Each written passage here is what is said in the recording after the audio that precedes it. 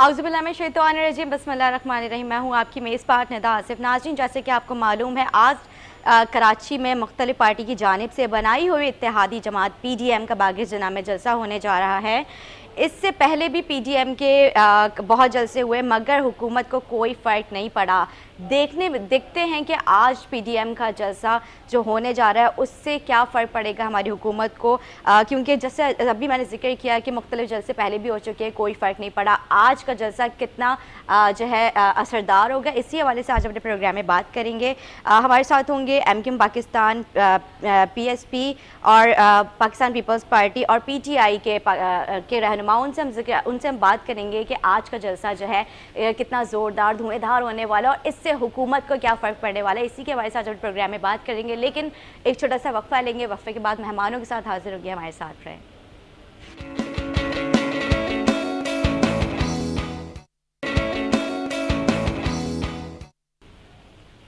Welcome back नाजरीन, welcome back. जिस तरह मैं अभी अपने इंट्रो में जिक्र कर रही थी, आज बाग़-ए-जना में PDM का जलसा होने जा रहा है। वैसे तो जलसे काफ़ी हुए हैं, लेकिन हुकूमत को कोई फ़र्क नहीं पड़ा। इसी हवाले से आज अपने प्रोग्राम में हम बात करेंगे। हमारे साथ मौजूद हैं पाकिस्तान पीपल्स पार्टी से डॉक्टर ग़ुलाम मोहम्मद तईम, और साथ ही हमारे साथ मौजूद हैं MKM पाकिस्तान के राब्ता कमेटी से खालिद सुल्तान साहब। मैं आपको खुशामदीद कहूँगी। कैसे आप? खैरियत से? आप कैसे हैं? क्योंकि ज़ाहिर सी बात है, आप लोगों के रास्ते जुदा जुदा हैं PDM से, तो मैं आपसे शुरुआत करूंगी कि आप क्या समझते हैं, PDM का जलसा हुकूमत को इससे कोई नुकसान हो सकता है? उनके लिए ख़तरे की घंटी है? PDM मेरे ख्याल में अब PDM तो नहीं रही। अब जो है वो सिर्फ दो पार्टीज़ हैं इसमें, JUI फजलुर रहमान और PMLN। ठीक है। PMLN का कराची में मेरे ख्याल में तो कोई इतना ज़्यादा स्टेक नहीं है, और ऑब्वियसली JUI के कुछ लोग हैं जो जलसे में शिरकत करेंगे। गवर्नमेंट पे जब एक पूरी सारी पार्टीज़ 10 पार्टीज़ इकट्ठी थी, ANP पाकिस्तान पीपल्स पार्टी, तब असर पड़ रहा था। गवर्नमेंट उस वक्त बैकफुट पे जा रही थी, और उसमें आपने देखा कि फिर बाई इलेक्शंस में बड़े फ़ायदे हुए इस जलसे के। और हम पार्लियामेंट में, चाहे प्रोविंशियल असेंबली ऑफ पंजाब हो, प्रोविंशियल असेंबली ऑफ सिंध हो, या जो है वो KPK की प्रोविंशियल असेंबली हो या नेशनल असेंबली हो, हमने वहाँ पे जो है वो हुकूमती जो जीती हुई सीट्स थी उन पे बाई इलेक्शन हुआ, वो हमने जीता इकट्ठे। लेकिन जब पीपल्स पार्टी अलग हुई और PDM की पॉलिसीज़ जो है अपने ट्रैक से हटी, उसके बाद आपने देखा कि उसके बाद बाई इलेक्शन हारे PDM ने और गवर्नमेंट ने वो जीते हैं। तो अभी जो पॉलिसीज़ पे मेरे ख्याल में कोई गवर्नमेंट को इतना ज़्यादा फ़र्क नहीं पड़ेगा, क्योंकि इस वक्त जो है वो डिवाइडेड है, और डिवाइडेड अपोजिशन को किया PMLN की पॉलिसीज़ ने। अब मुझे बताएं कि उन्होंने जिस टॉपिक पे या जिस पॉइंट पे पीपल्स पार्टी को जो है वो छोड़ा, वो थे कि इस्तीफ़ा दें। कितने महीने हो गए उस बात को, अभी तक एक इस्तीफ़ा मुझे बताएं जो JUI या PMLN ने दिया हो। उन्होंने कहा था हम लॉन्ग मार्च करेंगे, वो लॉन्ग मार्च भी अभी तक उन्होंने नहीं किया। लेकिन एक अपोजिशन की पार्टीज़ हैं, वो एक जलसा कर रही हैं, उनको पीपल्स पार्टी ने फुली फैसिलिटेट किया है, सिंध गवर्नमेंट ने फुली फैसिलिटेट किया है, उनको परमिशन भी दी है, और उनकी राह में कोई रुकावट नहीं डाली। ठीक है जी। खालिद साहब, आप क्या समझते हैं, PDM का जलसा कामयाब जलसा होगा? आप किस तरह से देख रहे हैं PDM का जलसा? देखिए, कामयाबी दो तरह की होती है। एक तो ये कि उसको जलसा को भर दिया जाए, और दूसरा उससे सियासी फ़ायदा आपको क्या पहुंचता है। जलसा को भरने तक की हद तक तो मैं समझता हूँ कि PDM का जलसा कामयाब रहेगा। अच्छा, मतलब भरा हुआ जलसा होगा, ग्राउंड भरा हुआ होगा, उस हवाले से आप समझते हैं कामयाब जलसा होगा? सब हर जमात के कुछ ना कुछ स्टेक्स तो होते हैं, तो वो अपना पूरा जोर लगाएंगे जब इतना बड़े शहर में इतना बड़ा जलसा करने जा रहे हैं। असल तो ये है कि उससे उसको सियासी फ़ायदा क्या पहुँचता है, ये एक सवाल है जो उसको आने वाले वक्त में पता चलेगा। ठीक है जी। तो मतलब आप समझते हैं कि कामयाब जलसा नहीं है? मैं कह रहा हूँ वो तो वक्त बताएगा सियासी तौर पे। तो ठीक है, और गवर्नमेंट को इससे क्या फ़र्क पड़ सकता है? इनके जलसे से गवर्नमेंट को क्या फ़र्क पड़ेगा? मेरा ये सवाल है। अभी फ़िलहाल तो कोई ऐसी हमें कोई वो थ्रेट नज़र नहीं आ रही जो हुकूमत को इनसे। ठीक है जी। क्योंकि अब वो PDM की वो हैसियत भी नहीं रही जो शुरू में थी, जिस तरह उसमें एक जोश और वल्ला था और आपस में इत्तेहाद था, वो अब इतना नजर नहीं आता। तो देखते हैं कि क्या असरात आते हैं। ठीक है, पाकिस्तान पीपल्स पार्टी की कारकर्दगी से कितने मुतमईन हैं? वो क्या है कि गलत किया तेरे वादे पे एतबार किया। 13 साल हो गए। हाँ। पीपल्स पार्टी की मुसलसल हुकूमत है सिंध में। तो एक होती है तरक्की, एक होती है तरक्की माकूस, मतलब उल्टी तरक्की। तो पीपल्स पार्टी की हुकूमत में तो सिंध में उल्टी तरक्की हो रही है। जो कुछ पहले था अब वो भी नहीं रहा, तबाही के अलावा और कुछ नज़र नहीं आता। शहर कराची जो पूरे पाकिस्तान को चलाने के सलाहियत रखता है और चला रहा है अल्हम्दुलिल्लाह, और यहाँ से रेवेन्यू जाता है जिससे पूरा पाकिस्तान चलता है, पूरा सिंध चलता है। लेकिन कराची की जो हालात हैं और सिंध के शहरी इलाकों की और साथ साथ पूरे सिंध के दही इलाकों की भी, उनके जो यहाँ से पीपल्स पार्टी मुंतखब होती है हमेशा, और पीपल्स पार्टी को तकरीबन 80-90% वहाँ से वोट मिलता है, कामयाबी मिलती है दही इलाकों से, छोटे शहरों से। उनकी हालत भी आप जाके देख लें क्या हाल है, सबको पता है, ज़बान ज़द आम है। जी हाँ। तो कराची की सूरत हाल के हवाले से अभी आपने जैसे दही इलाकों की बात की, तो कराची की भी सेम सूरत हाल है, यहाँ पे भी किसी किस्म की कोई कराची तो तबाही के इस धाने पे पहुँच चुका है कि समझ में आ रही तो अब संभाला कैसे जाएगा। कोई चीज़ पानी से लेके, सीवी से लेके, सफाई से लेके, ट्रांसपोर्ट से लेके, सेहत, तालीम, हर चीज़ तबाह हो चुकी है। कोई इंफ्रास्ट्रक्चर जो है ऐसा नहीं है जिस पे एक बड़ा शहर, दुनिया का 6ठा बड़ा शहर कराची है और तकरीबन 3 करोड़ की आबादी हो चुकी है यहाँ पे। यहाँ देखें तो कोई इसका पुरसाने हाल नहीं है। एक बल्दियाती सिस्टम कंटिन्यू नहीं चलने दिया जाता जो कि बुनियाद होता है। फिर अगर उसको दिया भी गया तो उसको इख्तियारात नहीं दिए गए, तमाम इख्तियारात छीन लिए गए। इस तरह होता नहीं, इस तरह शायद चलते नहीं। ठीक है जी। डॉक्टर गुलाम मोहम्मद तईम साहब, पीटीआई की गवर्नमेंट को 3 साल मुकम्मल हो चुके हैं, आप किस तरह से देखते हैं उनकी कारकर्दगी? वैसे तो उन्होंने काफ़ी खुशियाँ मनाई है 3 साल कंप्लीट होने के बाद, आपने तो खुद ही देखा था। तो आप क्या समझते हैं कि वो उनकी गवर्नमेंट की कामयाबी है 3 साल मुकम्मल होने पे? पीटीआई की जो 3 साल गवर्नमेंट चलाने के, वो असल में पीटीआई की नाकामी के 3 साल हैं। वो पीटीआई जो एक्सपोज हुई है उसके 3 साल हैं। पीटीआई की कारकर्दगी यही है कि उन्होंने वो 1-2 गाने बनाए और झूठ सबसे ज़्यादा बोले गए हैं इस गवर्नमेंट में। अच्छा। और बद्दुआएं सबसे ज़्यादा, अगर मेरे ख्याल में ज़ियाउल हक को भी इतनी बद्दुआएं नहीं मिली होंगी जितनी इमरान खान को मिली हैं। अच्छा। आपने देखा जितने लोगों को उन्होंने बेरोज़गार किया, 10,000 स्टील मिल के मुलाजिम उन्होंने बेरोज़गार किए, 16,000 अभी कुछ दिन पहले जो है वो मुलाजिम बेरोज़गार हुए, और अभी स्टेट लाइफ से कुछ मुलाजिम बेरोज़गार हुए हैं। तो ये तो 1 करोड़ नौकरियों का वादा कर कहे थे। मुझे लगता है ये 1 करोड़ नौकरियां छीनने का जो है ना वो उस पे रोड मैप पे हैं। बाकी ये जो फेक क्रेडिट अब ये यहाँ पे कराची ग्रीन लाइन का लेते हैं, वो कराची ग्रीन लाइन पीएमएलएन के दौर का मंसूबा है, इनका तो उसमें कोई वो नहीं। K4 मंसूबा जो है वो मुशर्रफ के दौर से जो है वो चलता हुआ आ रहा है, तो उस पर भी इनका कोई क्रेडिट नहीं है। कोई एक मेगा मंसूबा जो है ना वो पूरे पाकिस्तान में उन्होंने कोई एक मंसूबा नहीं दिया। एक मंसूबा उन्होंने बनाया वो पिछले दौर में वहाँ पे KPK में BRT का, वो सबको पता है कि उसमें क्या है, रोज़ बसें ख़राब होती हैं, रोज़ वहाँ आग लगती है, रोज़ कुछ ना कुछ होता है। सो बिलियन ट्री सोनामी उन्होंने किया था, कहाँ पे वो दरख्त हैं आज तक? हमें तो कोई, आप भी सारा मुल्क घूमती हैं, हम भी घूमते हैं वहाँ पे, हमें तो कोई दरख्त नहीं नज़र आए। अच्छा जी, ठीक है, सही है। खालिद साहब, ये जब गुज़िश्ता रोज़ एक वाक़या पेश है, एक सानिया पेश है, मैं उसको वाक़या क्या सानिया ही कहूँगी, बहुत ही ख़तरनाक सानिया था। इसमें 16 अफराद जल के बुरी तरह से झुलस कर जो है मतलब जहाँ बहाक हो गए थे। फैक्ट्री का जो इंसिडेंट है, आप क्या समझते हैं किसी प्लानिंग के तहत किया गया था? क्योंकि जब वहाँ पे अभी इसकी इंक्वायरी चल रही है तो उसमें बताया ये जा रहा है कि उसमें ताले लगाए गए थे और कोई मतलब उसमें क्रॉसिंग वगैरह भी, वेंटिलेशन वगैरह कुछ भी नहीं थी उसमें।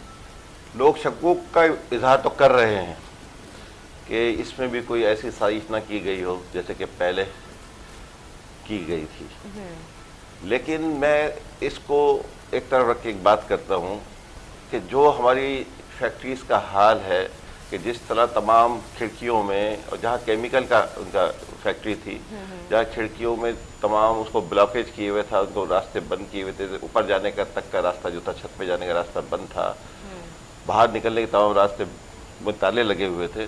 तो फैक्ट्रियों के SOPs होते हैं और उसकी जिम्मेदारी होती है जो लेबर डिपार्टमेंट होता है सिंध हुकूमत का एक लेबर डिपार्टमेंट मौजूद है, उसका एक वजीर मौजूद है। जी। लेकिन आप किसी इंडस्ट्रियल एरिया में जाएं तो आपको ऐसा नज़र आएगा कि वहाँ कोई पूछने वाला ही नहीं है। जिसने जहाँ दिल चाहे फैक्ट्री बना ली है, उसको जिस तरह दिल चाहे उसको हैंडल कर रहे हैं, चला रहे हैं। तो इंसानी जानों की कोई कदर कीमत नहीं है। और मैं आपको बताऊं कि ये लोग जल के नहीं मरे, आग तो लगी थी, ये सब दम घुटने से मरे। अगर ये खिड़कियों में ग्रिल नहीं लगी होती, दरवाजे बंद नहीं होते और वहाँ पे तमाम SOPs का ख्याल रखा जाता और लेबर डिपार्टमेंट के जो लोग हैं वो जाके जो तरीक़ेकार होता है तमाम फैक्ट्रियों को चलाने का, उनकी SOPs होती हैं, कुछ रूल्स रेगुलेशंस होती हैं, उनको चेक करते जी। और उस पर अमल दरामद कराते हैं। लेकिन लग यह रहा कि यहाँ पे उससे पैसे लेके आंखें बंद कर ली जाती हैं। पैसा ही सब कुछ बन गया। अब इंसानी जानों की कोई कदर कीमत नहीं। 16 जाने, जिस तरह एक घर के 3 बच्चे नौजवान जो अपने घर के लिए रोजी, गरीब इलाकों के लियारी के लोग, ज़्यादातर उसमें लियारी के लोग हैं जी, उनको कोई पूछने वाला नहीं था। और फिर उसके साथ साथ आपने देखा कि कोई गया नहीं वहाँ पे, हुकूमती अफसोस का मुकाम ये है हाँ, कि कोई गया नहीं। मुर्तज़ा वहाब जो है वो भी वहाँ पर नहीं गए, कोई भी नहीं मुर्तज़ा गया। वहाब गए, आपको मेरे ख्याल में किसी ने गलत वो शाम को गए, इन्फॉर्मेशन दी है। मतलब फौरी तौर पे तो नहीं गए ना वहाँ आग दोपहर में आग लगी है और उसके कुछ घंटों बाद हमारे वहाँ के कैंडिडेट हैं साहिबजादा मौज़म, वो उस वक्त पहुँच गए। वहाँ के हमारे MP कैंडिडेट हारून खटक वो वहीं पे पहुँच गए। और हमारी जो वहाँ पे ज़ेली तंजीमें थी वो वहीं पे पहुँच गई। कुछ देर बाद वहाँ पे शाम को मुर्तज़ा वहाब भी पहुँचे और मुर्तज़ा वहाब कल उन लवाहिकीन की फ़ैमिली के पास भी गए थे और मुर्तज़ा वहाब साहब ने जो है वो उनकी लवाहिकीन की फ़ैमिली के लिए मेरे ख्याल में कुछ एक जो है वो मुआवजा भी जो है वो मंजूर करवाया है सिंध गवर्नमेंट से। तो शायद अब वो इन्फॉर्मेशन आपको नहीं मिल सकी। तो मुर्तज़ा वहाब भी गए थे, हमारे वहाँ पे जो रिप्रेजेंटेटिव्स हैं वहाँ उस इलाके के कोरंगी के, वो भी गए थे, कोरंगी की तंजीम भी गई थी और उसके बाद उन लवाहिकीन के पास भी हम गए थे कल। अच्छा ठीक है, सही है, आप बात करते हैं। ये जिम्मेदारी थी बल्दिया की भी और वज़ारत लेबर की भी। ठीक है, दोनों नहीं पहुंचे। मुर्तज़ा वहाब साहब पहुंचे शाम को 6 घंटे बाद। आग लगने के उस वाक़े के होने के जब तमाम मामला निमट चुके थे, वहाँ से लाशें निकाली जा चुकी थी, उस वक्त पहुंचे। उस वक्त पहुंचना चाहिए था जब वहाँ पे यह हादसा हुआ था। और शहर कराची तो चंद मिनट के फासले पे है ना, तो हमारे बल्दिया के ऑफिस से जहाँ ये हादसा हुआ, कोई ये दूसरे शहर से तो नहीं आना था जी। और किसी मिनिस्टर ने वहाँ का दौरा नहीं किया। देखे कि 16 इंसानी जानों की कोई कीमत होती है। और ये तो एक पूरा कराची की फैक्ट्रियाँ, चंद फैक्ट्रियों को छोड़कर जो इंटरनेशनल मार्केट में अपने प्रोडक्ट बेचती हैं कि उनके कोई रूल्स रेगुलेशन ये फॉलो करती है। उसके अलावा तमाम फैक्ट्रियों की जो हालत है, कोई पूछने वाला नहीं है, कोई देखने वाला नहीं है। 13 साल से पीपल्स पार्टी की हुकूमत है, उसके मिनिस्टर्स मौजूद हैं, इदारे मौजूद हैं, कोई जाके वहाँ पर देखते नहीं कि उन रूल्स रेगुलेशंस पे अमल हो रहा नहीं हो रहा है। सबसे बड़ी बात रेजिडेंशियल एरिया था, वहाँ पे इस तरह से कमर्शियल सबसे बड़ी बात कि रेजिडेंशियल एरिया में फैक्ट्री लगी हुई बिल्कुल और लाइन से लगी हुई, तवातुर से लगी हुई है। कोई किसी चीज़ को पूछता है। अब जो रह गया लग रहा है कि पैसा दे के आके बंद कर लिया, फिर से लेके आके बंद कर ली जाए। नहीं, हमारे पास कल आए थे सीएम के मामले खुसूसी जो है वो कहते हैं कि हमें क्या पता, हमें एक एक गली मोहल्ला तो नहीं पता ना कि यहाँ पे कौन सी कमर्शियल और कौन सी रेजिडेंशियल है। अगर सवाल निशान है, आप जो मामले खुसूसी हैं, आपको ये नहीं पता कि आपके कराची शहर में वैसे तो आप लोग बड़े दावेदार बनते हैं, लेकिन उसके बावजूद आपको नहीं पता कि यहाँ पे क्या क्या मामला हो रहे हैं। कह रहा हूँ ना कि इंटरेस्ट नहीं है। कराची शहर सिर्फ सोने की चिड़िया है, एक कमाने की जगह है। यहाँ ना आँख खोल के देखना है कि क्या हो रहा है, ना इसको डेवलप करना है। जी बिल्कुल जी, कह रहे हैं। अच्छा जैसे 12 सितंबर इलेक्शन होने जा रहे हैं, कंटोनमेंट बोर्ड के इलेक्शन होने जा रहे हैं, तो इस पर MKM पाकिस्तान की कैसी तैयारी है? जी, MKM पाकिस्तान कराची में 6 कंटोनमेंट बोर्ड के इलेक्शन हो रहे हैं, जिसमें से 5 कंटोनमेंट जो बड़ी कंटोनमेंट्स हैं उसमें जो शहरी इलाकों में है उसमें मुत्तहिदा कौमी पाकिस्तान भरपूर हिस्सा ले रही है। Clifton cantonment board, Faisal cantonment board, Korangi cantonment board और Malir cantonment board, Karachi cantonment board यहाँ पे भरपूर हिस्सा ले रही है मुत्तहिदा कौमी पाकिस्तान। उसके तकरीबन तमाम वार्ड में हमारे जो है कैंडिडेट्स मौजूद हैं। और 2 कंटोनमेंट बोर्ड तो हमेशा हम स्वीप करते हैं, वहाँ पे हमारे वाइस प्रेसिडेंट आते हैं हमेशा। और इस दफ़ा हमें ज़्यादा उम्मीद है इंशाल्लाह कि हम दीगर कंटोनमेंट बोर्ड से भी अपने जो है वाइस प्रेसिडेंट भी इंशाल्लाह मुंतखब कराएंगे। ठीक है जी, जिस तरह अभी खालिद साहब ने कहा कि काफ़ी देर के बाद मुर्तज़ा साहब पहुंचे, तो अभी ये मामला कहाँ तक पहुंचा, अभी इनके मतलब किस तरह के अभी मामला अभी चल जो रहा है? इनकी इब्तदाई रिपोर्ट है इंक्वायरी वो वगैरह पेश जो कर चल दी रही गई है कमिश्नर को और मुर्तज़ा वहाब को, और उस पर जो अभी तक जो समझ आई है बात, एक तो वहाँ पे एक हमारा डिपार्टमेंट है सीपा, सिंध एनवायरमेंटल प्रोटेक्शन, उनका ये काम होता है कि वो फैक्ट्रीज़ को मॉनिटर करें। जो कोताही या जो कमी इस वक्त देखी गई है वो एक सीपा, और जैसे उन्होंने कहा कि लेबर डिपार्टमेंट के जो वहाँ के मुतल्लिका ऑफिसर्स थे उस एरिया के, उनकी जो है वो जिम्मेदारी। दूसरा फैक्ट्री मालिकान की, जिन्होंने जैसे कहा कि उन्होंने वो ताले लगे हुए थे और कोई वेंटिलेशन का वहाँ पे नहीं था इंतज़ाम, और एक जो है वो फायर एग्जिट होती है। नहीं, सवाल ये निशान ये पैदा होता है कि जब वहाँ पे अंदर लोग काम कर रहे हैं तो हमने ताले क्यों लगाए? ताले क्यों? हम इसके ऊपर वापस आते हैं, लेकिन हमारे रिपोर्टर इमरान मिजान हमारे साथ टेलीफोन लाइन पर है। इमरान मिजान, आप हमें सुन सकते हैं? हेलो हेलो इमरान मिजान, आपको हमारी आवाज़ आ रही है? जी जी जी जी इमरान, आप हमें बताएं कि आज कराची में पीडीएम का जलसा होने जा रहा है, कब शुरू होगा, कैसी तैयारियां हैं, इस हवाले से हमारे नाज़रीन को आगाह करें। हाँ जी बिल्कुल निदा, मैं आपको बताऊं कराची की सियासत में जो है फिर एक बार गहमा गहमी देखी जा रही है। आज जो है 11 जमातों के इत्तेहादी पीडीएम का जो है मज़ार कायद बागी जिना ग्राउंड में 4 बजे जो है वो जलसा होने जा रहा है, जिसमें जो है मौलाना फजल रहमान साहब हो गए, शहबाज शरीफ हो गए, अकबर यार वली हो गए, शाहिद सैयद जो है वो शुरकाओं से खिताब करेंगे।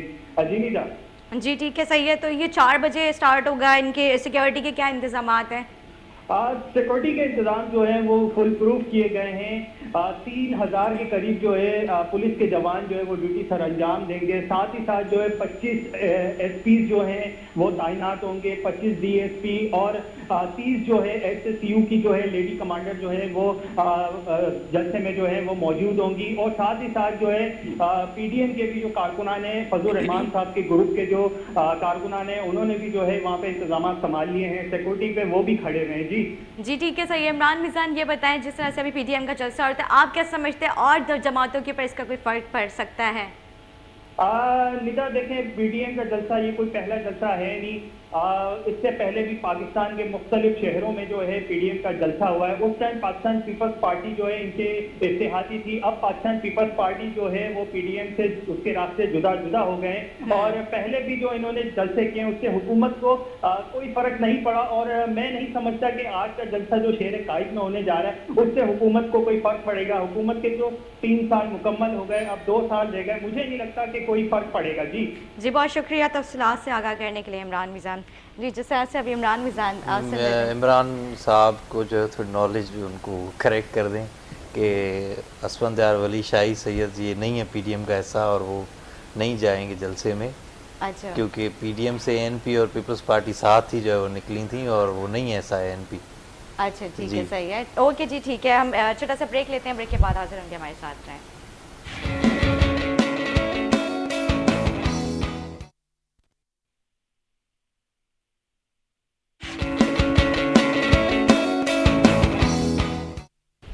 वेलकम बैक नाजरीन, वेलकम बैक। अभी हम बात कर रहे थे पीडीएम के जलसे से के हवाले से हमारे रिपोर्टर इमरान मिजान ने हमें तफसीलात से आगाह किया। सिक्योरिटी के हवाले से उन्होंने बताया, इंतजामात के हवाले से उन्होंने हमें बताया।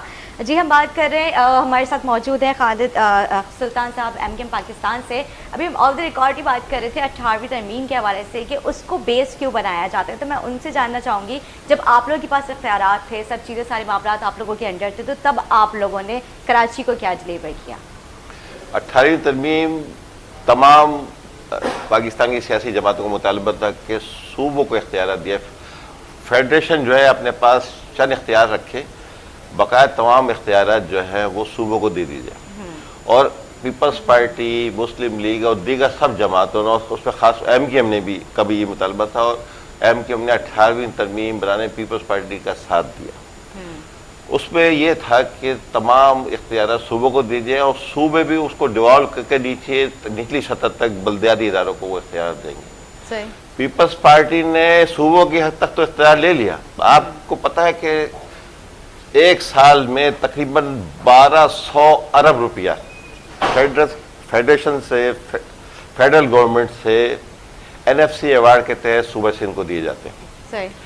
लेकिन सूबा सिंध ने क्या किया, जो इख्तियार देना था 140A के तहत, एक आइन की एक शिक है जो MQM ने उस वक्त रखवाई थी आइन में 18वीं तरमीम के साथ कि निचली सतह तक इख्तियार मुंतकिल किए जाएंगे, जो कि पीपल्स पार्टी का हमेशा से मुतालबा रहा कि डिवॉल्व किया जाए, इख्तियारात को इदारों को निचली सतह तक पहुँचाया जाए। लेकिन जैसे ही इख्तियार 18वीं तरमीम के तहत उसको हासिल हुआ, सूबों तक तमाम फंड आने लगे, पीपल्स पार्टी ने उसको निचली सतह तक उसका फैज़ नहीं पहुंचाया और बल्दियाती इदारों को और इख्तियार देने के बजाय उसके जो इख्तियार थे वो भी छीन लिए। अच्छा।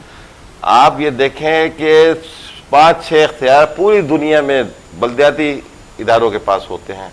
आदमी की रोज़मर्रा की जो ज़रूरियात होती हैं, यूटिलिटीज़ होती है, उसका तमाम ख्याल बल्दिया के पास होता है। वो सूबाई गवर्नमेंट और फेडरल गवर्नमेंट का काम था लेजिस्लेशन करना होता। सबसे पहला मसला पानी का, उसके बाद सीवरेज का, उसके बाद कचरे का, उसके बाद रोड्स का, गलियों का, उसके बाद ट्रांसपोर्ट का, हेल्थ का, स्कूल का, ये तमाम इख्तियारात बल्दियात के पास होने चाहिए। टाउन प्लानिंग का इख्तियारात बल्दियाती इदारों के पास, पाकिस्तान में भी ऐसा ही था। लेकिन पीपल्स पार्टी ने 18वीं तरमीम से अपने ताकत में इजाफे के बाद, उसके तमाम फंड उनके पास आने के बाद तमाम इदारों को अपने पास ले लिया। ठीक है। तो आप बताइए कि जिस बल्दे के पास इख्तियार ही नहीं होगा कि वो सफाई कर सके, वो पानी और सीवरेज का मसला, आप ये देखिए ना, मुर्तज़ा वहाब साहब को एडमिनिस्ट्रेटर बना दिया पीपल्स पार्टी ने। एक ख्वाब है पीपल्स पार्टी का किसी तरह कराची की बल्दियात पे कब्जा कर ले। आप 3 दिन पहले का बयान देख लें मुर्तज़ा वहाब साहब का, वो खुद कह रहे हैं भाई मेरे पास पानी और लोगों के पानी और सीवरेज का सबसे पहला जो होता है लोगों का मसला, वो मेरे पास ही नहीं है। तो जिसके पास इख्तियार नहीं होंगे, चाहे वो किसी भी पार्टी को, वो शहर कैसे चलाएगा? सर लेकिन इतने टाइम आप मेयर कराची रहे तो उन्होंने इस्तीफा क्यों नहीं दिया? अगर उनके पास इख्तियारात नहीं, तो उनके पास बजट नहीं है, तो वो फिर क्यों डमी बन के बैठे रहे? भाई कराची के लोगों ने इख्तियार दिया, वोट दिए। 5 दिसंबर 2015 को जब कराची हालांकि MQM शदीद मुश्किलात का शिकार थी, शदीद दबाव में थी, उसके ऊपर छापे गिरफ्तारियों का एक दबाव था मुसलसल, उसके मरकज पे हमले हो रहे, छापे पड़ रहे थे, गिरफ्तारियां की कार्य। उसके बावजूद कराची के अवाम ने रिश्ता निकल के कराची में 209 सीटों में से 140 सीटों पे जितवाया। तो हम कैसे इस बुनियाद पे, लेकिन इसके लिए ये नहीं कि हमने जुद्दे नहीं किए, या तो हम खामोश होकर बैठ जाते हैं कि भाई इसी इख्तियार के तहत चलना है, और हम कहते हैं कि हम मेयर बन के बैठेंगे। हमने तो वो जद्दोजहद की जो उस इख्तियार लेने के लिए ज़रूरी थी। हमने 3 सतहों पर जद्दोजहद की। एक तो हमने अवाम को आगाही दी, प्रेस कॉन्फ्रेंस की, हमारे मेयर ने 300 खतूत लिखे मुख्तलिफ इदारों को, वज़ीर आला सिंध को, फेडरल गवर्नमेंट को और दीगर इदारों को कि भाई मुझे इख्तियारात दिए जाए, मेरे ये डिपार्टमेंट आपने ले लिए, वापस किए जाएँ। मीडिया में बात की, अवाम में जाके बात की। उसके बाद हमने सूबाई असम्बली, कौमी असम्बली, सेनेट में आवाज़ उठाई कि भाई कि बल्दियात बगैर इख्तियार के नहीं चल सकती, उनको इख्तियार दिए जाए। वहाँ से जब हमारी अक्शोई हुई तो हम सुप्रीम कोर्ट में गए। 4 साल 5 साल हो गए अब तो, हमारी वो पटिशन सुप्रीम कोर्ट में पता नहीं कितनी फाइलों के पीछे दबा दी गई। उस पर तो अब गर्द इतनी जम गई हो कि वो फाइलें भी नजर नहीं आ रही जिसके नीचे वो हमारी पटिशन दबा दी गई। आज तक उसका फैसला नहीं किया गया कि बल्दियाती इख्तियारों को, भाई आपने NFC अवार्ड के तहत आप शोर मचाते हैं, हम भी उसका साथ देते हैं कि NFC अवार्ड के तहत तमाम सूबों को जो उनका हक बनता है वो दिया जाए। लेकिन आपने PFC अवार्ड नहीं किया आज तक, एक भी उसके एक भी मीटिंग नहीं हुई। ठीक है जी। तो उसके तहत बल्दियाती इख्तियारों को इख्तियारात जाने चाहिए थे, वो क्यों नहीं दिया आपने? अगर आप जमहूरियत को पसंद करते हैं और जमहूरी एहतराम देते हैं। जैसे उन्होंने कहा कि बल्दियाती इदारों को इख्तियारात नहीं थे, और अभी मुर्तज़ा वहाब के हवाले से बल्दियाती इदारे जो भी हैं वो बाइख्तियार थे। चाहे पहले उनको थोड़े एक्स्ट्रा इख्तियारात थे, लैंड अलोकेशन और ये सारे, वो उनसे जो है वापस लिए गए जिन पे इनको एतराज़ है। बाकी सफाई सुथराई और जितने भी काम हैं बल्दिया की, जो एजुकेशन जो बल्दियात के अंडर आते हैं वो अभी भी बल्दिया DMCs के पास ही हैं, और इंक्रोचमेंट वो अभी भी DMCs के पास ही है, एडवर्टाइजमेंट वो अभी तक DMCs के पास ही है। तो जहाँ पे इनके मेयर को अपने काम करने होते हैं, वो 2.5 करोड़ रुपए की गाड़ी अपनी नहीं परचेज़ करना, 5-5, 10-10 करोड़ रुपए की अपनी ऑफिस की तर्जीन व आराइश करना, वो इख्तियारात उन मेयर के पास थे, लेकिन जो है वो आवाम की खिदमत के इख्तियारात उनके पास नहीं थे। अच्छा। अभी मुर्तज़ा वहाब आप देखें, वो सुबह से जो है वो निकलते हैं कराची के कामों पे, रात जो है वो देर देर तक वो रोडों पे रहते हैं। वैसे ही बताएं ना, सुबह 9 बजे निकलते हैं, रात 10 बजे हाँ, तक तो घर जाते हैं। जब काम करने की एक नीयत हो बंदे की तो वो काम हो जाता है। ठीक है। ये चलें पीपल्स पार्टी या 18वीं तरमीम तो आई 2012 के बाद, इनके पास जो अख्तियारात हैं वो 2002 से 2001 में जो है वो पहले बल्दियाती इलेक्शन मुशर्रफ के बाद हुए, मुशर्रफ ने करवाए। उसके बाद ये बहुत ज़्यादा फुल फ्लेज थे। मुझे बताएं उन्होंने जो है वो कौन सी जो है वो यहाँ पे दूध और शहद की नहीं, नदियाँ, बता तो रहे खैरात नहीं थे ना, यही उस तो वक्त भी अख्तियारात नहीं थे। तो ये 15 साल जो है वो क्या कर रहे थे? ये मुशर्रफ साहब के भी इत्तेहादी थे, फिर ये हमारे भी इत्तेहादी बने। जब ये लॉज बना और जो ये बल्दियात का कानून में अमेंडमेंट हुई तब भी ये हमारे साथ ही थे, हमारे इत्तेहादी थे। उसके बाद ये 2015 तक भी हमारे इत्तेहादी थे। ये अब जो है वो जिस पार्टी के इत्तेहादी हैं, मुझे बताएं, इन्होंने एक कराची मुआहदा किया और इन्होंने कराची के अवाम को बताया कि भाई हम अपनी सपोर्ट, हम अपनी जो सीटें हैं वो दे रहे हैं PTI को, नेशनल असेंबली में हम उनको सपोर्ट करें एक एजेंडे पे कि हमें कराची मुआहदा किया है। मुझे बताएं उस कराची मुआहदे, कराची पैकेज में से क्या आज तक जो है वो आउटपुट इनको या कराची वालों को क्या आउटपुट मिला है? कुछ नहीं।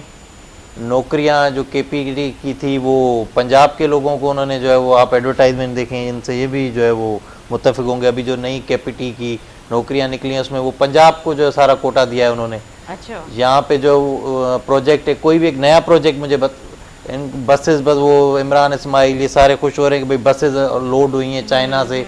भाई वो नवाज शरीफ के दौर का मंसूबा है। आप अपने दौर का कोई मंसूबा बताएं कराची का कि भाई हमने एक पुल दी, हमने एक नया रोड दिया कराची को, हमने कोई नई जो है वो चीज़ दी कराची को। हाउसिंग स्कीम एक कराची को उन्होंने नहीं दी। ये जो वो पहले से CPAC का आपको PHA पाकिस्तान हाउसिंग एसोसिएशन है, एक इदारा है पाकिस्तान का, वो कब से है और वो ऐसे ही घर बनाता है सरकारी और गरीबों के लिए। ये इनका कोई नया, इन्होंने नाम उसका टैग चेंज किया है सिर्फ। उसमें भी इन्होंने कराची में एक हाउसिंग स्कीम नहीं बनाई। कराची में तो दो बन रही हैं गुलिस्तान जोहर में, वो नवाज शरीफ के दौर में उनका काम स्टार्ट हुआ था PHA की तरफ से।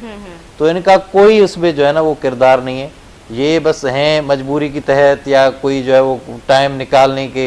वो कल पीर साहब पगारा का बयान आपने सुना होगा, जब शहबाज शरीफ की मुलाकात हुई उनसे, तो पीर साहब पगार ने भी यही कहा उनको कि भाई हम बस ये वक्त है, टाइम निकाल रहे हैं इत्तेहाद में और हमें तो कोई जो है बेनिफिट अभी तक नहीं मिला।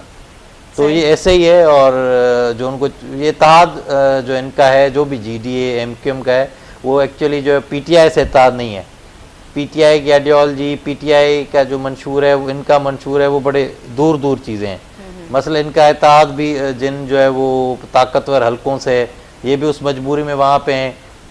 इनके पार्लियामेंटेरियन से आप ऑफ द रिकॉर्ड पूछे ना, वो कहते हैं उनको बेचारों को कोई वहाँ पे लिफ्ट ही नहीं करवाते। अच्छा। इनको एक IT की मिनिस्ट्री दे दी है, दूसरी इनके पास लॉ की मिनिस्ट्री है। लॉ की मिनिस्ट्री वो फारूक नसीम साहब, आपको पता है वो किसके आदमी है?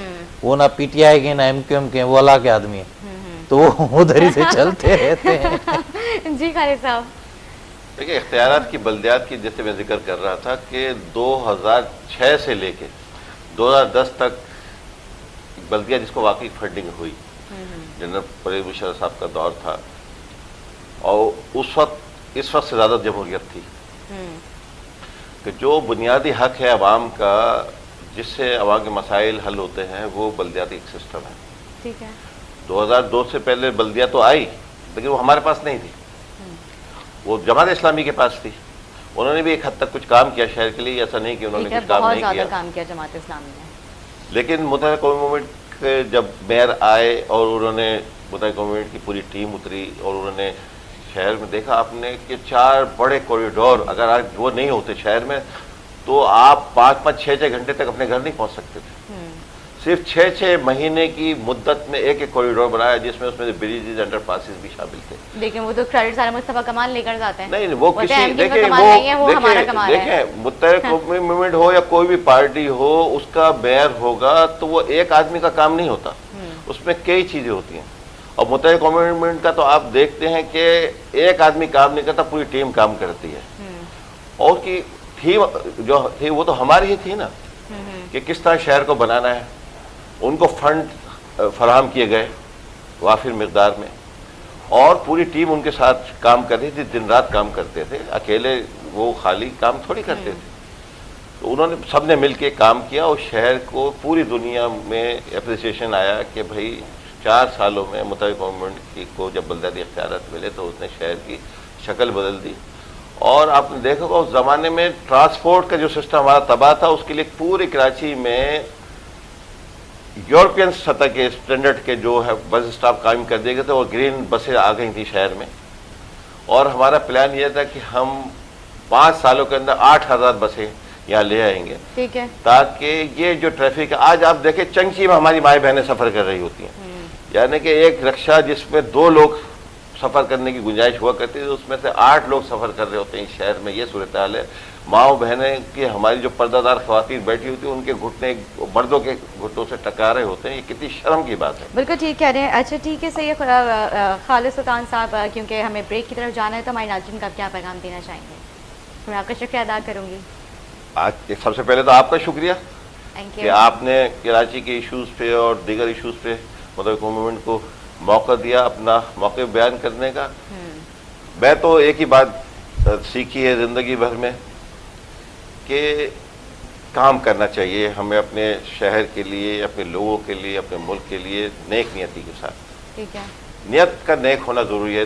हुकूमत में हो, हुकूमत के बाहर हो, खिदमत को अपना शार बनाना चाहिए। और हम कराची के अवाम को शुक्रिया अदा करते हैं। जब मौका मिला, जब हमने कराची के अवाम के पास गए, सिंध की शहरी अवाम के पास गए, उसने हमें एतमाद किया।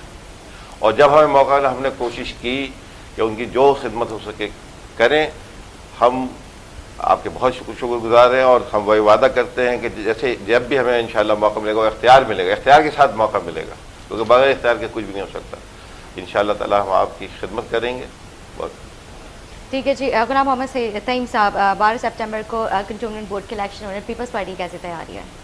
पीपल्स पार्टी की जो है वो भरपूर तैयारी है, और हमने जो है वो तकरीबन जितने भी वार्ड्स हैं उस पर पीपल्स पार्टी के कैंडिडेट्स कॉन्टेस्ट कर रहे हैं, और अल्हम्दुलिल्लाह बड़ी अच्छी पोजीशन में है। और इंशाल्लाह ताला इस दफ़ा कराची कैंटोनमेंट के जितने भी इलेक्शन में उसमें हम सरप्राइजेस देंगे।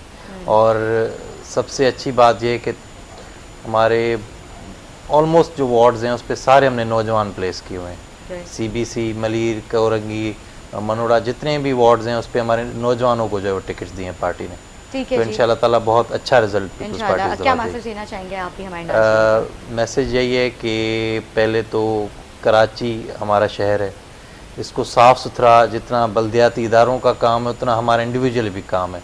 हम बाहर रोड पे कचरा फेंकते हैं तभी कचरा होता है। हम जो है वो बाहर जो है पान और इसकी वो करते हैं, तो हमें इसको अवॉइड करना चाहिए। हम अपना घर साफ़ करेंगे, अपनी गली साफ़ करेंगे तो पूरा शहर साफ़ हो जाएगा। ठीक है जी, बहुत शुक्रिया नाज़रीन। छोटा सा वक्फा लेंगे, मैं आपका भी शुक्रिया अदा करेंगे खालिद साहब। एक वक्फा लेंगे, उसके बाद हाजिर होंगे, हमारे साथ रहें।